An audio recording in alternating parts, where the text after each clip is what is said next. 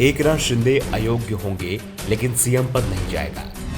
शिंदे की कुर्सी बचाने के लिए बीजेपी ने बनाया मास्टर प्लान। एनडीए का प्लान बी क्या फडणवीस ने खोल दिया राह। शिंदे को एमएलसी पद पर मनोनीत करने की तैयारी। एकनाथ शिंदे अयोग्य करार दिए जाएंगे। शिंदे पर अयोग्यता का संकट गहराता जा रहा है। दावा किया जा रहा है कि उनकी कुर्सी अब ज्यादा दिन के लिए नहीं रहेगी। संवैधानिक नियम साफ है कि अगर किसी विधायक को अयोग्य करार दिया जाता है तो वो संवैधानिक पद पर बैठने के लिए तब तक अयोग्य हो जाता है जब तक कि वो दोबारा चुनकर न आ जाए। यानी शिंदे की विधानसभा सदस्यता जाते ही वो सीएम पद से भी अयोग्य करार दिए जाएंगे। उनका सीएम पद भी चला जाएगा। इसके बाद इस बात के संकेत मिल रहे थे कि बीजेपी ने अजीत पवार को बचे हुए समय के लिए सीएम की कुर्सी देने की तैयारी कर ली है। लेकिन अब कहा जा रहा है कि अजीत पवार को अभी और इंतजार करना होगा। वो डिप्टी सीएम ही रहेंगे। वो बात अलग है कि उन्हें एक बार फिर डिप्टी सीएम की शपथ लेनी पड़ सकती है, क्योंकि एकनाथ शिंदे अयोग्य होने के बाद फिर से सीएम बनाए जाएंगे। वो फिर से शपथ लेंगे और इसके लिए बीजेपी ने प्लान भी पहले से ही तैयार कर लिया है। और इस प्लान का ऐलान महाराष्ट्र के डिप्टी सीएम देवेंद्र फडणवीस ने कर दिया है। उन्होंने साफ कर दिया है कि शिंदे अयोग्य ठहराए जाएंगे तो भी वो ही सीएम रहेंगे। हम उन्हें सिर्फ सीएम बनाएंगे। वैसे फडणवीस ने दावा किया कि शिंदे का केस मजबूत है और फैसला उनके पक्ष में ही आएगा, लेकिन हर परिस्थिति का सामना करने के लिए हम तैयार हैं। शिंदे हर हाल में अपना बचा हुआ कार्यकाल पूरा करेंगे। हम उनका पद बरकरार रखने के लिए उन्हें एमएलसी के रूप में चुन लेंगे।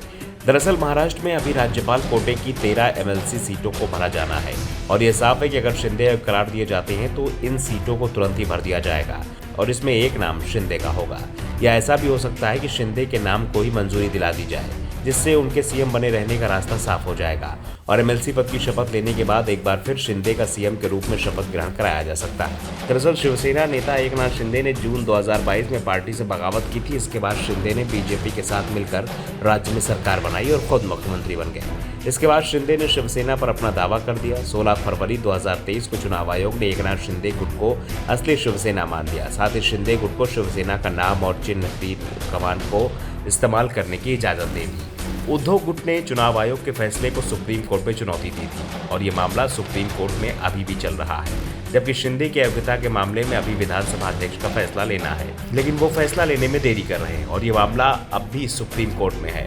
सुप्रीम कोर्ट की सख्ती के बाद से ही तय माना जा रहा है कि शिंदे की अयोग्यता पर कभी भी फैसला आ सकता है और सुप्रीम कोर्ट ने जिस तरह से इस मामले में सुनवाई के दौरान टिप्पणियां की थी और विधानसभा अध्यक्ष को फैसला लेने के लिए कहा था, उससे ये साफ है कि एकनाथ शिंदे के लिए विधानसभा की सदस्यता बचाना बेहद मुश्किल है।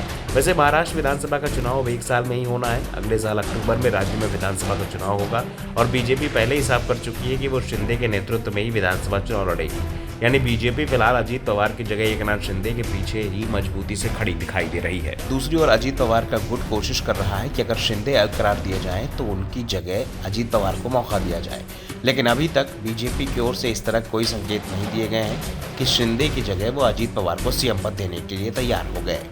Bureau report, the Dhakad news.